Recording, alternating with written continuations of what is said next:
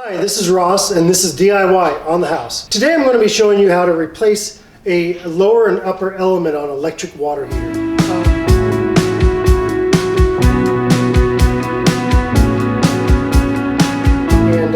What will happen is the lower element is typically the culprit when your water heater is lacking on the amount of hot water that you're getting, or if your water heater completely shuts down, the lower element is probably going to be the culprit. But today I'm going to show you how to replace the upper and the lower elements. Here's an example of a lower element that I removed last week. You can see that it actually has gotten so hot it melted the copper metal jacket on the element itself and just destroyed it. And this actually shut down the whole water heater. The top thermostat, which controls electricity that goes to the elements, actually has a little reset button on it. That actually popped out and took the power out to the unit.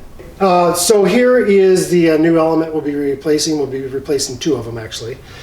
This is the old, new, and we'll show you how to do it just with some minor tools, and I think you can do it yourself. The items we're going to need to replace the elements are a voltmeter. This is to check power to make sure the power is off to the unit, and then after you turn it back on, that the power comes back onto it. We're going to need the upper and lower elements. These are the same element. They're both, I believe, 4,500 watt, just picked up at any hardware store. I have a couple thermostats. Those are what actually controls the temperature on the water heater, and if those go bad, those will have to be changed. This actually water heater, I know the thermostats are actually okay. I just wanted to show you that. And then a screwdriver, a Phillips head, and then an element wrench. And this wrench is picked up at any hardware store as well. And also you're going to need a pair of gloves just to make sure you're safe, and that if you get any scalding water or electricity, you want to make sure you wear a good pair of dry leather gloves that insulates from any power. And then the other thing is just a garden hose, and that'll be going out to the exterior. First things first, we're going to remove the upper panel and the lower panel. Then we're just going to use the Phillips screwdriver with that. Make sure you have your gloves on for this point. So we'll just make sure you keep track of the screws. I have a tendency to misplace those.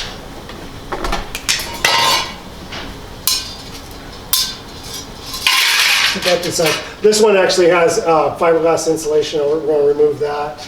That's just covering everything. Oop, and this one came off. And it's actually a good thing we're changing this one. It's actually leaking down here a little bit on the lower element. The rubber that's in there, as over time, it can only take so much before it gets hard and then starts to have a leakage. Next step we're going to do is to remove the plastic pan off of this upper thermostat. And very good reason why you wear gloves. I have bumped these before and it doesn't feel very good, and it's not like life and death, but man, does it ever make you jerk around. Now we have this off, we're going to check the power. The power is currently on.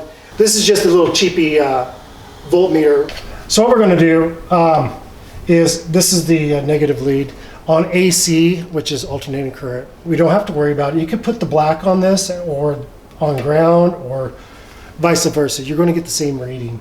So I'm going to put the ground onto the housing of the water heater. I'm going to take the red one here, put that on the element, and it's showing 122 volts. And that's exactly where it needs to be. So what we're going to do, we're going to shut the power off and double check everything, make sure the power is completely off to the unit before we get to working on it. All right, before I turn off the power, your voltage, this one's 122. Voltages range from whatever the power company gives you. They can be 110, 122, 119, 118. As long as it's above that 110 range, that's what you're looking for. This water heater actually has a timer on it, a 220 timer, and that's so it's not using electricity at night. It goes through a timing cycle. So we're going to go ahead and kick this off. I'm going to take a voltage reading again, and we'll go back over here to where it was. I have 0. I have 0. I want to go up here. This is the thermostat. This is the line in. These two top lugs are the power that's coming in. So I definitely want to check those, because sometimes these timers are, or you can have a switch. It's just actually wired to one leg, and so it cuts off half of the power. and leaves half the power on. I got caught on this one time. It shocked the crap out of me. So you definitely got to check these two top legs to verify everything's off. So everything's off. So I'm going to hook up the hose to the drain bib down below.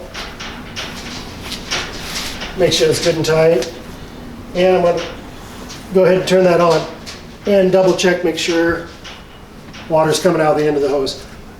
Sometimes you get enough sediment down here, it doesn't want to drain very good, and you'll have to sometimes toggle that back and forth, or you might just get a real slow drain. If you get a real slow drain, you're gonna have to be patient and let it do its thing. Next thing we're gonna do, we're gonna shut off the water source to the water heater. You're gonna find a valve on the cold side up top of the water heater. You're gonna shut that valve off, and if it's a ball valve, like we're gonna show you, it should shut off, no problems. If it's a gate valve where it's got a handle on it and you have to turn, sometimes those can turn off okay, sometimes they don't. If it doesn't shut off okay, you'll have to shut off the main water to the house. All right, now that the water shut off, there's no more water coming out of the end of the hose. And the reason that's happening is because this tank is currently pulling a vacuum. It's like putting a soda straw in a glass of water, you know, and holding your thumb over it, pulling it out. It retains that water that's in the straw until you actually give it some air. Same thing happens here, 100%. You might think you're actually draining the water heater, but you're not. So I'm going to take up the two wires on the top element, and I'll show you how to get some air to the unit. A lot of people, they'll want to trigger the TMP device on the top of the water heater. There's a little lever. Don't do that if you don't have to. It has a rubber in it. If the water heater is of any type of age, once you trigger that and it comes back down, it typically loses its seal, and then you'll have a leakage outside or on the TMP. As long as I'm here, I'm going to go ahead and take the wiring off the lower element because I just want to get that out of the way. That's just with the Phillips screwdriver. You just unscrew the two lugs that are on it, and now there are no wires connected to either element. All right, so the next thing, we're going to take our element wrench. This is how we're going to get some air to the system. I'll put my screwdriver in here, and that'll give me a lever. Okay, I just undid that. You can actually hear it pulling the air through it. So I'm going to unscrew that. I'm not going to unscrew it all the way because there's water from here to here. You can hear it, as the more it loosens, you can hear more air get to it. I'm just going to let it sit there, and there's actually water coming out the end of the hose right now. So we're just going to let this water heater completely drain out, and then we'll come back and replace the elements. Occasionally you're going to run into a situation where you just can't get the water heater to drain. If that's the case, what you're going to do is, I have this element screwed back in on the top just because it wasn't draining. It means there's too much sediment on the bottom of the water heater, and that's just a continuous thing of this element I showed you. When this heats up, it's continually separating the mineral from the water. The mineral actually collects onto the element, it gets hot, it drops off, and that's just a continuous cycle as it heats up. This takes a lot of time, but it will leave a layer of sediment in the bottom, and so it makes it to the point where it won't drain. So right now, we've got sediment in the bottom that's clogging this drain port.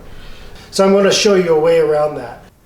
Okay, so how to do it is I'm going to use my brand new compressor. This right here is just a standard adapter for a pressure hose. This is hose bib thread to a 1/4 inch adapter. So what I'm going to do is I'm going to hook this onto the end of the garden hose. I'm going to repressurize the tank from the back side, coming back up through the drain bib. That's going to blow all that sediment on the other side of the tank and let this thing drain like crazy. So what we're going to do, I'm going to screw this on. My hose thread isn't very good, but that doesn't. So I'm going to connect this on. You can actually hear the air going back into the water heater. So I'm going to kind of let that balance out a bit. I'll watch my gauges. So right now it's pretty much settled. I'm going to kink my hose. Disconnect this.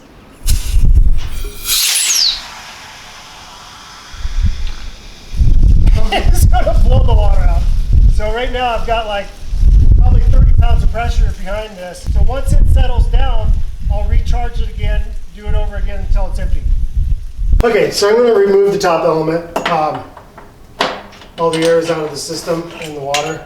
So just unscrew that. That's going to come out. There's a rubber gasket around here. Make sure that when you take it out, make sure that rubber gasket is gone and is on here. Sometimes they'll try to stay in the groove here, and that'll actually just leak and cause issues. So we take this new one, screw that in, just tight. Once it stops, it stops. It's metal against metal. So we're going to do the bottom one. And if they don't come out at all, I've had to replace the water heater. It's just because they get bonded. I've tried everything. I've got breaker bars and stuff like that to try to get them out. And once they don't go, they don't go. It's just part of the deal. But so it's just unfortunate if they don't. Make sure this wire is out. And there you can see she does have some buildup, and that bottom ring, that we showed you that leakage was going on, it's split. These could be a little hot because obviously it's just unheating. This is what happens. This cakes up, and sometimes it gets caked up in the bottom of the water heater up past this. This lower element gets either covered by sediment, or this cakes up so bad it just gets so doggone hot that it ends up melting everything. And that's where you get to the point where it melts through it. Symptoms of a bad element is either that you're completely out of hot water, or you're just not getting enough hot water. Being completely out of hot water can lead to a couple things. It could be these electronic thermostats or the element. Probably, I'm going to say 99% of the time it's going to be the element, because this is the only thing that's submerged in water. It's getting hot, cooling, and so that's where the problem typically lies. If it's the thermostat, then you have to troubleshoot that later. But we want to get these in first, make sure this is the problem. Make sure you just clean things off, get that sediment off everything. Once you get the elements in, a good thing to do is not connect the wires first. The first thing you want to do is make sure this water heater has water in it, completely full, up past every element. If you don't, if you hook up these wires first and you kind of get out of sync and you turn the power back on, these elements will heat and burn up right away. So you won't even have a chance to get the water back on. So first things first, water back on, connect it, turn the power on. So after you turn the water back on, go inside the home, make sure you turn the faucets onto the hot side, allowing all the air to escape out of the water heater. And as the water level rises, it'll actually just be discharging the water in the house, discharging the air, until you actually get air coming out of the faucets, then you know everything's full and ready to go. A couple faucets is fine. If you just have one available that's close by, maybe in a laundry sink in the garage or something, just until you're verified that the tank is full. All right, the water heater is full of water. Got all the air out, and it's time to reconnect the wires. And so on the element, there's 2 locations to put the wires. It's exactly the opposite of what you did when you removed them. So we'll go ahead and we'll do that, hook that in there, tighten it down. And you don't have to, you can see these ones were that way. Just straighten the wires out and poke those in right there. There's a little keeper right here and the screw. And you're just gonna put that in there. You don't have to bend it around and curl it around anything. You're just going to put it in straight like that. So that's all you're after. And you're going to do the exact same on the lower element. Now that we got the elements all connected, we're going to go ahead and turn the power back onto it. Like I said, on this one, it's got a timer. I'm just going to pop that on. I'm going to get my voltmeter. Right now, I got 110 volts. And because she's burning some power right now, it's got a little bit of a draw on the system. So that's good.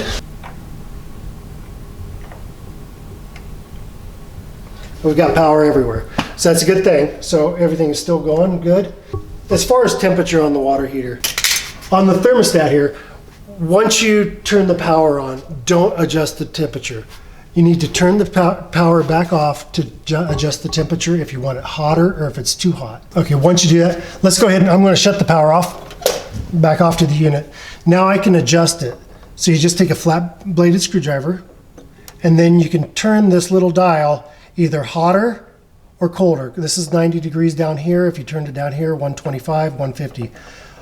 I typically, on the top element, we'll put that at 125. And on the bottom element, just a little bit, 125, 130 area. Because heat rises, this top element won't be working as hard as the bottom. And that's why bottom elements typically go faster, is because they're working all the time. And so right now, we're just gonna pop on the covers, the safety covers, put the insulation back in, put the covers back on, and it's done. Replaced a lot of elements and a lot of water heaters. So if you have any questions, just comment down below. We'll get back with you. Hopefully we can help you out.